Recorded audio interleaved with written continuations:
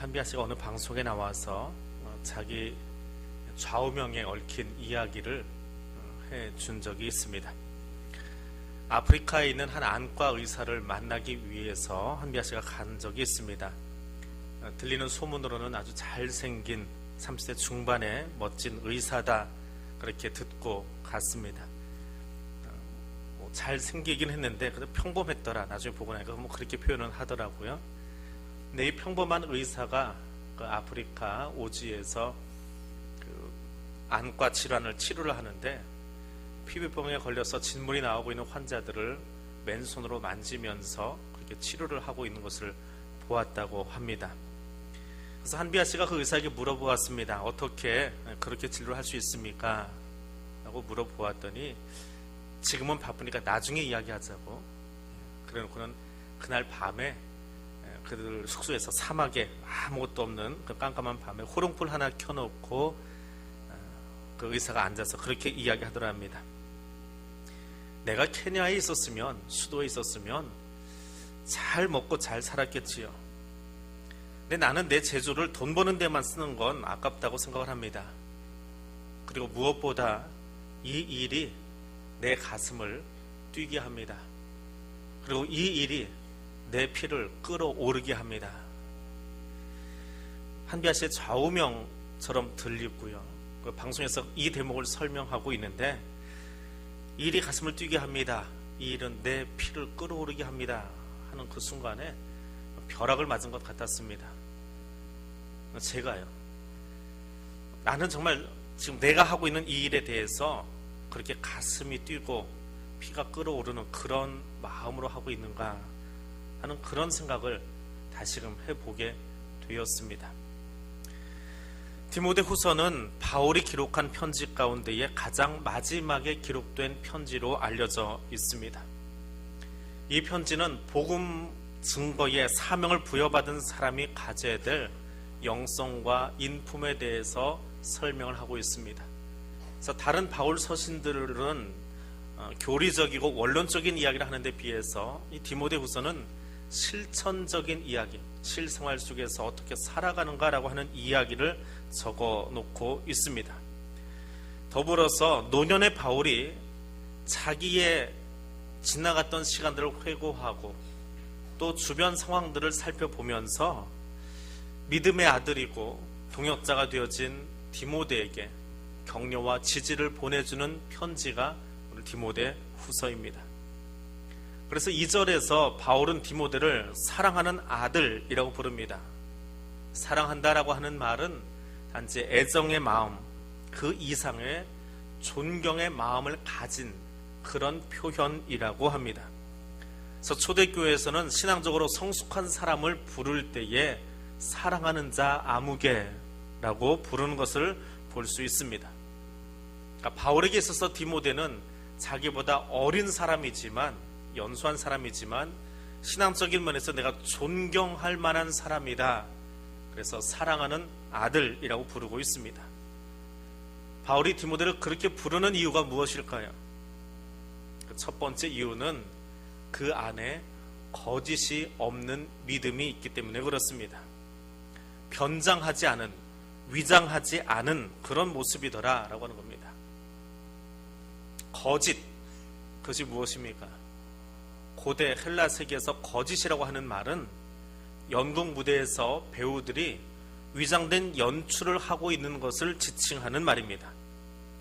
드라마나 혹은 연극을 보면 배우들이 자기의 역할을, 배역을 감당하기 위해서 본래 자기 성품이 아니라 위장된 그런 성품과 또 역할을 연출하는 것을 볼 수 있습니다. 가면을 쓴 모습이 있는데 가면을 쓰고 나타내는 행동, 그 행동을 거짓이라고 표현을 했다고 합니다. 그래서 디모데에게는 그런 위장된 모습, 감추거나 꾸밈이 없는 삶의 태도를 보여주고 있기 때문에 바울이 그를 칭찬했다라고 합니다. 요즘은 잘 안 하는데 우리 조카가, 제일 큰 조카가 명절 때 오면 주일날 예배를 드리고 다시 어머님 댁에 저녁 시간에 모이면 앞에 나와서 이제 큰아버지 갔다 오셨어요 하고 인사를 하면서 한 번쯤 고개를 갸우뚱합니다. 이제는 뭐 습관이 돼서 잘 안 하기는 하지만은 한동안 그랬습니다. 왜냐하면 교회에서 이렇게 보는 큰아빠의 모습하고 집에서 자기하고 놀아주는 큰아빠의 모습이 너무 다르기 때문에, 그래서 한 번은 갸우뚱 하더라고요. 이상한 게 아니라 털어버리고 싶은 그런 동작인 것 같기도 합니다. 다른 모습이지요. 가운을 입고 설교를 하는 모습하고 아이하고 놀아주는 모습이 같을 수는 없습니다. 그런데 이것이 잘못되어서 거짓 신앙이 되어버리면 어떤 모습일까요? 바울은 디모데의 모습을 바라보면서 언제나 변치 않고 신실한 모습을 보여주는 그 디모데를 칭찬해주고 있는 것입니다. 거짓말하는 사람에게 내려지는 최대의 형벌이 무엇일까요? 그것은 타인으로부터 신용을 얻지 못한다라고 하는 것이 아니라 자기 자신, 거짓말하는 자기 자신이 다른 사람을 믿을 수 없게 된다는 것입니다. 거짓 신앙의 피해가 무엇입니까? 결국은 아무도 믿지 못하는 사람이 되어버리는 것입니다. 겉으로는 신앙인인 척하고 있지만 거짓 신앙의 소유자는 하나님은커녕 자신조차도 믿을 수 없는 존재가 되어집니다. 지난번에 2단 사이비 세미나 할 때 그 얘기 했지요. 구원파 교회를 가니까 우리는 신천지 교인의 출입을 받지 않습니다 하고 적어놓은 거예요. 그들도 2단이지만 2단이 2단을 믿지 못하고 서로가 서로를 거절하고 있는 모습이에요. 아무도 믿지 못하는 거지요. 이것이 거짓의 모습입니다. 바울은 당시의 교사들이, 당시의 그리스도인들이 거짓 교사들에게 미혹되어서 교회를 떠나가 버린 그런 모습과 대조적으로 디모데는 끝까지 마음 안에, 그 믿음 안에 거짓이 없는, 외적인 조건으로 나타나는 것이 아니라 거짓이 없는 믿음을 가지고 있는 모습을 칭찬하더라는 것입니다. 오늘 이 시대를 사는 우리에게도 마찬가지입니다. 거짓이 없는 믿음을 소유해야 합니다.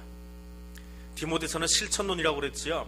그럼 거짓이 없는 믿음의 실천은 무엇이냐? 2장에 가니까 말다툼하지 않는 것입니다. 말다툼을 하지 않는 것. 이것은 그리스도인들을 향한 훈령입니다. 명령입니다. 말다툼은 유익은 하나도 없고 듣는 사람들에게 망하게 하는 행동입니다. 말다툼이라는 헬라어는 로고마케오라고 하는데 쓸모없는 논쟁, 탁상공론에 불과한 이야기라는 것입니다. 오늘 회의가 잘 진행이 되면 큰 어려움 없이 쉽게 끝납니다. 그런데 회의가 쓸데없이 길어질 때가 있어요. 별 이유 없이 길어질 때가 있습니다. 그때는 어김없이 탁상공론이 진행되고 있습니다. 근데 탁상공론이 진행되어질 때에 그 사람들을 들여다보면 내가 이 일에 대해서는 더 잘하는데 하고 자기 지식 자랑합니다. 그럼 상대편도 그래요. 아니 그게 아니고 내가 아는 한은 내 경험 속에는 이게 더 옳아라고 이야기합니다. 결국은 뭐예요? 회의장 밖에 있는 사람들에게 그 탁상공론은 별 의미가 없어요. 그들 삶 속에 다가오지 않습니다. 그러나 회의를 하고 있는, 탁상공론하고 있는, 말다툼하고 있는 사람들은 자기 지식 자랑하느라 바쁜 자리, 그 자리가 말다툼의 현장이에요. 그것이 거짓 신앙이더라라고 하는 것입니다. 그것을 그치면, 우리 입술의 행위부터 말다툼하는 것부터 그치고 나면 거짓이 없는 믿음을 소유하게 되어지더라라고 하는 겁니다. 바꿔 말하면 디모데의 입에서 나오는 이야기는 말다툼하기 위한 것이 아니라 믿음의 열매를 보이기 위한 언어가 나오고 있더라라고 하는 것입니다. 10월 28일이면 예수님이 다시 오십니다라고 주장하던 종말론 집단이 있습니다. 한참 사회 문제가 되었었지요. 예수님은 꼭 그날 오십니다라고 주장하고 있었습니다. 어떤 목사님이 그 교리에 폭 빠져있던 한 성도를 만나서 이야기했습니다. 당신은 10월 28일 날 예수님이 꼭 오신다고 믿습니까? 예, 목사님, 저는 그날 주님이 오신다고 믿습니다. 그럼 당신 그날 휴거 되시겠네요? 천국으로 올라가시겠네요? 그러면 저는 10월 28일 천국 갑니다. 그때 목사님 그 다음에 질문을 이렇게 던졌습니다. 성도님, 집이 한 채 있으시지요? 예. 그건 왜 물어보십니까? 그 집 저한테 좀 주실래요? 성도님은 천국 가신다고 했으니까 가시고 그 집 비어있으니까 거기 제가 들어가서 살게요. 그랬더니 그 성도분이 화를 버럭버럭 내시면서 나가버리더랍니다. 그분에게 신앙은 뭐였을까요? 10월 28일 날 정말 주님이 오신다고 믿고 있는 건 맞았을까요? 하나님의 말씀은 우리의 잔재주로 흔들리는 것이 아닙니다. 하나님의 말씀은 우리가 예수 그리스도의 십자가 보혈의 공로로 구원받은 백성인 것을 가르쳐주는 말씀입니다. 하나님의 말씀은 내가 하나님의 자녀인 것을 확증시켜주는 그런 말씀입니다. 하나님의 말씀은 우리가 예수를 구주로 고백할 때 영생이 선물로 주어졌음을 알려주는 말씀입니다. 이외에 어떤 것도 우리를 흔들어서는 안 됩니다. 그것은 거짓 믿음이기 때문에 그렇습니다. 오늘날 많은 사람들이 예수 그리스도를, 하나님을 도깨비 방망이 정도로 이해합니다. 기도하면 재물이 떨어지고 명성이 떨어지고 무엇인가 내가 많이 얻을 수 있을 것처럼 착각을 합니다. 충성 봉사 잘하면 계급장 주어지고 돈이 굴러온다는 식의 기복신앙으로 살아가고 있습니다. 바울이 디모데를 바라보니까 그런 거짓된 믿음, 거짓된 신앙은 다 버리고 청결한 양심으로 살아가더라. 하나님 순종함에 있어서 치우침이 없더라 라고 하는 것입니다. 하나님께서 바울을 통해서 디모데의 거짓 없는 믿음을 칭찬하셨던 것처럼 오늘 여기 예배 드리는 저와 여러분도 하나님 앞에 그런 칭찬 받을 수 있는 믿음의 소유자들 될 수 있기를 원합니다. 두 번째로 디모데가 칭찬받은 이유는 믿음을 지킨 가정이기 때문에 그렇습니다. 디모데의 인격과 신앙은 저절로 생겨난 것이 아닙니다. 5절은 디모데의 그러한 믿음을 이야기하면서 그가 지닌 믿음의 근원이 어디로부터 나왔는지 이야기하고 있습니다. 헬라어로 엔이라고 하는 단어가 외할머니와 어머니 앞에 붙어 있습니다. 엔 외조모 로이스, 엔 어머니 유니게라고 되어 있습니다. 그 믿음의 뿌리가 외할머니와 어머니에게 있더라라고 하는 것입니다.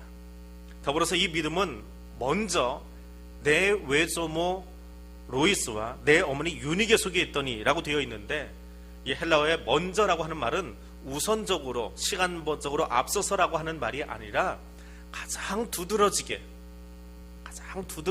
라고 하는 말입니다. 너의 모습 속에 있는 그 신앙은 내 외할머니와 어머니를 보니까 그들의 삶 속에서 가장 두드러져 보이는 그 믿음이 내 안으로 흘러와서 내게 있더라 라고 하는 겁니다. 누가에 의하면, 누가복음과 사도행전을 기록한 누가에 의하면 디모데의 어머니 유니게는 유대인이지만 아버지는 헬라인이라고 적고 있습니다.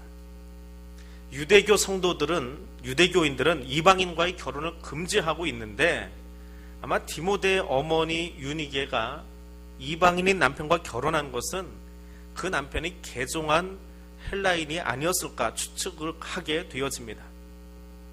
또 누가는 이 어머니에 대해서 적으면서, 유니게에 대해서 적으면서 믿는 유대 여자였다라고 적고 있습니다.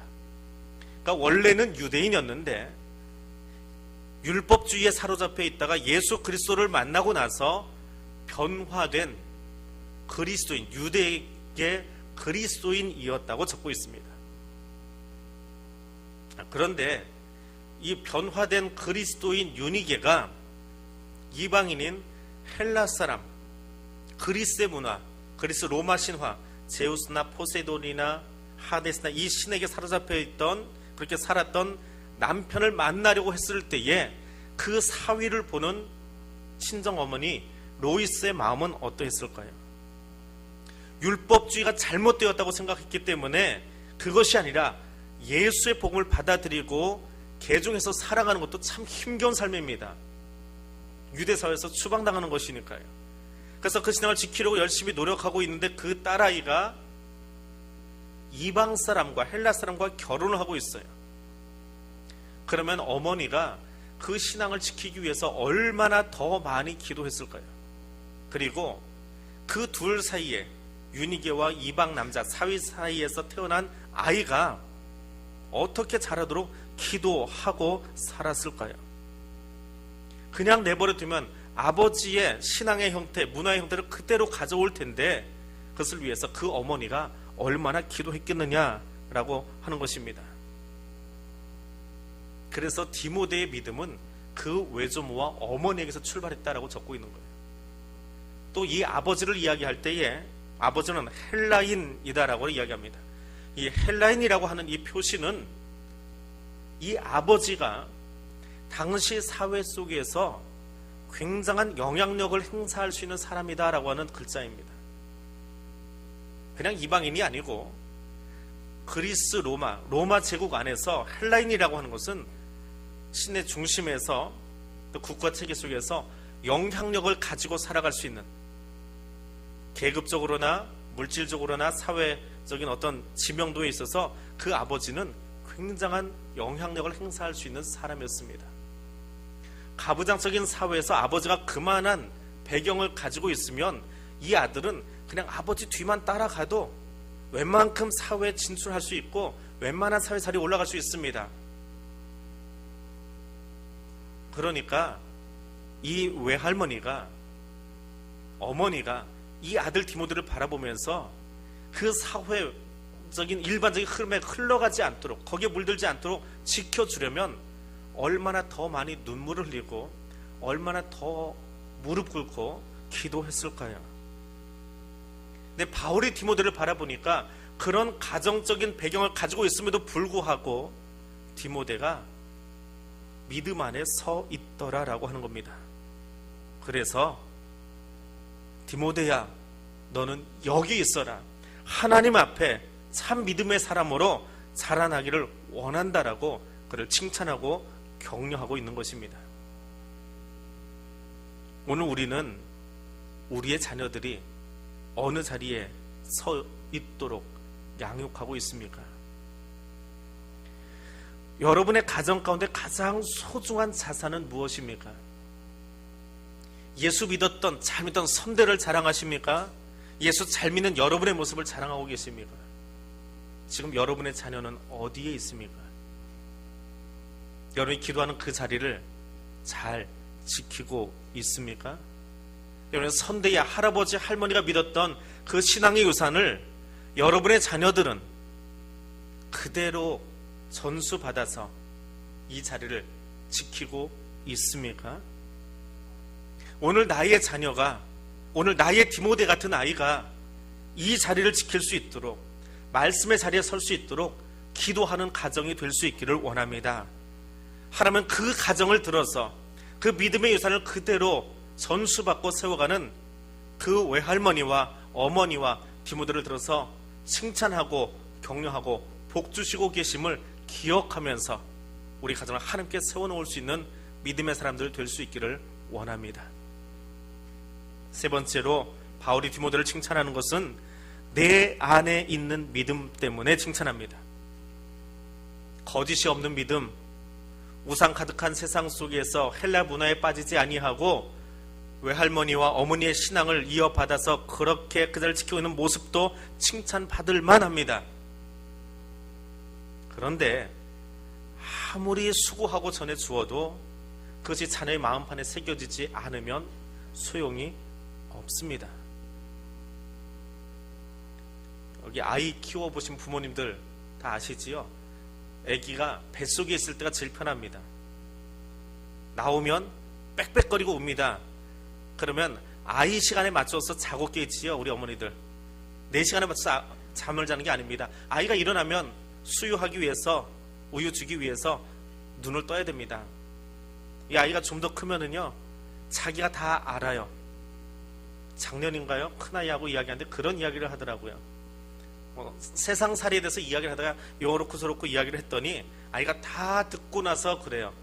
아빠, 나도 그거 다 알아요. 내 아빠도 실수하면서 거기서 배웠잖아요. 나도 실수하고 배워보고 싶으니까 그냥 좀 내버려 두세요. 아는 거예요? 모르는 거예요? 알고 있어요. 알고 있는데 자기도 좀 부딪혀 보고 싶다는 거예요. 뭐라고 해야 됩니까? 자녀가요, 내 마음대로 이렇게 잘 되지 않습니다. 저도 어머니한테 그랬겠지만 우리 자녀들이 내 마음대로 이렇게 되지 않아요. 그런데 디모데가 외할머니의 어머니의 말씀을 듣고 귀로만 들은 게 아니라고요. 어떻게 해요? 가슴판에 새겼대요. 근데 그 디모데의 모습을 바라보니까 바울이 자신의 과거가 생각이 나는 거예요. 어떤 모습이요? 자기가 가장 소중하게 여겼던 것들, 난지 8일 만에 할례를 받았고 베냐민 지파이고 바리새파 사람이고 율법에 능통했던 모습이요. 바울이 베냐민 지파인 것 왜 자랑하는지 아십니까? 유다 지파도 아니면서 베냐민만, 야곱의 12아들 가운데 베냐민만 가나안에서 태어났어요. 나머지는 다 애굽에서 이방 땅에서 태어났어요. 우리 할아버지는, 우리 조상은 가나안에서 태어난 사람이야. 요즘 젊은 여자분들 가운데 자기 자녀에게 미국 시민권 주고 싶어가지고 원정 출산하는 분들 있지요. 뼈대 자랑하는 거예요. 자기 뼈대, 자기 족보. 신방 가면 자기 족보 자랑하시는 분들이 있어요. 근데 바울도 그랬거든요. 자기 족보 자랑하고 있어요. 뼈대 자랑하고 있어요. 그랬는데 예수 만나고 나니까 그것이 해로운 거더라는 거예요. 예수 만나고 나니까 그것이 오물 같다는 거예요. 배설물 같다는 거예요. 그리고 예수 아는 지식이야말로 나에게 엑설런트한 거야, 최고야 라고 이야기하고 있습니다. 그렇게 고백을 했더니 하나님이 그 모습 보고 디카이오시네, 의롭다라고 여겨주시더라는 거예요. 빌립보서에 나오는 고백입니다. 그런데 디모데가 그 모습을 가지고 있는 거예요. 거짓되지 않은 믿음을 가지고 있을 뿐만 아니라 그 믿음을 자기 속에 간직하고 살아가고 있는 거예요. 주변 환경에 개의치 아니하고 아버지의 영향받아서 그 문화 속에 빠져들어가지 아니하고 어머니의 기도를 이어받아서 외할머니의 기도를 이어받아서 그 믿음의 자리를 지키고 있더라는 거예요. 그래서 바울은 디모데에게 지키고 있는 그 자리만 중요한 것이 아니라 거기서 한 걸음 더 나아가서 1장 8절 후반절에 보니까 하나님의 능력을 따라 복음과 함께 고난을 받으라. 그리스도를 알고 깨닫고 그 다음에는 예수의 고난에 동참하는 것. 예수의 복음을 듣고 알았습니다. 그 다음에 그거야, 깨달았어요. 깨달았으면 십자가의 고난에 동참하게 만드는 것이 기독교 교육이에요. 그리고 그것이 코이노니아입니다. 식탁에 앉아서 같이 밥 먹는 것이 코이노니아가 아니고, 코이노니아의 의미는 예수에 대해서 듣고 안 다음에 그거요, 그래서 그 십자가의 고난에 동참하는 거예요. 그렇게 하라고 바울은 디모데에게 그리고 오늘 우리에게 권면하고 있습니다. 십자가를 통해서 전적인 삶의 전환만 가져오는 것이 아니라 그 부름의 상을 향해서 끊임없이 달려가는 것이 그리스도인의 모습입니다. 제 학교 선배님 중에, 대학 선배 중에 시각장애인이 한 분 계셨습니다. 지금은 일부 예배 마치고 교육자들하고 이야기하다 보니까 학교가 참 좋아졌어요. 세대 차이가 느껴질 만큼 후배들이 그런 학교에 살고 있더라고요. 시각장애인 장애들 참 많이 있답니다. 이렇게 교수님이 강의를 하면 노트북으로 타자를 치는데 그게 그대로 타이핑이 된대요. 그걸 다시 누르면 음성으로 다시 나온대요. 놀라운 세상 속에 우리 아이들이 살고 있어요. 저희 때는 100명 중에 노트북 1명 정도 있을까 말까 했습니다. 대부분은 필사를 해야 돼요. 교수님이 이야기하는데 시각장애인이 어떻게 필사를 합니까? 근데 그 시각장애인 청년을 보고 안타까워하던 한 자매가 옆에 가서 매일 필사를 해준 거예요. 숙제할 일이 있으면 같이 레포트 써주고, 시험 볼 때면 가서 교수님 앞에서, 조교 앞에서 문제 불러주고 답 불러준 대로 이거 기록해주고, 그렇게 대학을 마쳤습니다. 근데 대학을 졸업할 때가 돼서 보니까 이 친구가 이제 걱정이 되는 거예요. 대학 다닐 동안은 내가 다 수업을 도와주고 같이 격려해주고 말동무도 해주고 밥도 같이 먹었는데 졸업하면 이 친구 어떻게 살아요? 그래서 이 누나가 그 형한테 안 되겠다, 내가 너 책임질게, 같이 살자, 그거 청혼을 했습니다. 근데 그 형 입장에서야 감지덕지한 일이지만 이게 미안하잖아요. 그 누나가 같이 산다는 게. 그냥 허락을 했습니다. 가난한 신학생들이 요즘엔 뭐 다 예식장에서 하지만 저희 때는 가난한 신학생들이 할 수 있는 가장 저렴한 예식장이 어디냐면 학교였어요. 그래서 학교에 지금은 다 부시고 없어졌습니다. 지금 한경지 기념관으로 바뀌었는데 옛날에 우리 학교 처음 세우신 마포 삼열 목사님이라는 분이 있어요. 외국 이름은 우리나라 이름으로 바꾼 게 그렇게 바꿨는데 그 마펫관이라고 하는 홀이 하나 있었습니다. 폭은 우리보다 더 좁고요. 길이는 훨씬 길어요. 우리 본당보다. 거기서 이제 결혼식을 하는 거예요. 주례는 누구한테 부탁했냐면 지금은 은퇴하신 맹용길 학장이라고 있습니다. 맹박사님한테 부탁을 했어요. 근데 이 맹박사님의 주례 특징은 다른 건 다 괜찮은데 마지막 서약을 받을 때 앉아있던 사람 중에 한 명을 일으켜 세웁니다. 뒤로 나가서 서주세요 해가지고는 신랑 신부 서약을 받으면서 그 대답이 이 긴 홀 제일 뒤에 있는 사람한테 들려야 돼요. 들리면 손을 들어주는 겁니다. 신랑 신부 누가 먼저 서약을 하지요? 신랑이 하지요. 신랑이 어떤 형편이에요? 시각장애인이에요. 뭔가 좀 미안한 마음을 가지고 좀 거기 서 있습니다. 맹학장님이 물어봅니다. 자기 하던 대로 신랑 아무개는 이만저만해서 사랑하겠는가? 뒤에 들려야 말이죠. 손을 못 들었어요. 근데 맹학장님이 이야기했습니다. 내가 들었습니다. 그리고 학장님이 손을 들어주셨어요. 그리고 이제 신부에게 묻습니다. 신부 아무개는 이만저만해서 신랑을 사랑하겠는가? 하고 물어보았습니다. 신랑이 하고 대답했으니까 신부도 얼마나 다소곳하겠어요. 맹학장님이 고개를 앞으로 쭉 빼고는 사랑하겠는가 하는데 그 누이가요, 이영자 씨만큼이나 통이 커요. 이렇게 몸통이. 소리가 정말 찌렁찌렁합니다. 얼마나 크게 대답을 했던지 맹학장님이 놀래가지고 고막 나가는 줄 알았답니다. 저 뒤에 있던 그날 역할을 맡은 사람이 놀래서 두 손을 들어버렸습니다. 내가 너를 아는 것만이 아니고 너와 함께 하기를 원해. 예수를 아는 것만이 아니라 예수와 함께 하기를 원해. 너를 위해서 나의 삶을 내가 내어놓을게. 예수를 위해서, 예수를 알았는데 예수의 사랑이 무엇인지 들었는데 깨달은 것으로 그치지 아니하고 내가 함께 하겠습니다. 이것이 코이노니아라고 하는 것입니다. 성경을 통해서, 교회를 통해서, 성령을 통해서 우리에게 주신 말씀을 들었습니다. 그럼 이제는 그 그리스도를 붙잡고 아직 내 안에 완성되지 않은 예수 그리스도의 온전한 성품에 이를 때까지 달려갈 수 있기를 원합니다. 이 사순절 기간 동안에 우리 안에 그 경건과 절제 훈련이 계속되어지도록 성령의 인도하심을 구할 수 있기를 원합니다. 디모데후서는 사도 바울의 마지막 편지입니다. 사역을 다 마치고 달려갈 길을 마치고 원로가 되어서 젊은 디모데를 바라보면서 칭찬과 격려를 아끼지 않는 책이 디모데후서입니다. 바울은 그 디모데가 힘써서 바라보아야 할 것이 무엇인지를 강조하면서 이야기해주고 있습니다. 많은 사람들이 환경 탓에, 주변 상황 탓에, 주변 사람들처럼 살아보고 싶어서 다 교회를 떠나가고 있습니다. 수많은 이단의 공격 앞에 교회가 휘둘리고 있습니다.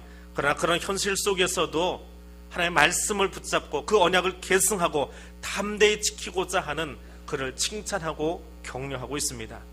동일하게 하나님은 오늘 우리에게도 사도들과 교회의 전승을 통해서 전해주신 진리의 말씀을 힘써 배우고 가르치고 표대신 예수 그리스도만 바라보면서 거기 붙들려 달려갈 것을 요청하고 있습니다. 하나님이 아닌 다른 것에 내 마음을 빼앗기고 눈을 돌리고 마음이 나누어져 버린 채로 살아가지 아니하고 오직 예수 그리스도에게만 우리의 눈을 모으고 달려갈 수 있는 그런 사순절의 시간을 보낼 수 있는 성도들 되어지기를 원합니다. 기도하겠습니다. 천지의 주제이신 하나님,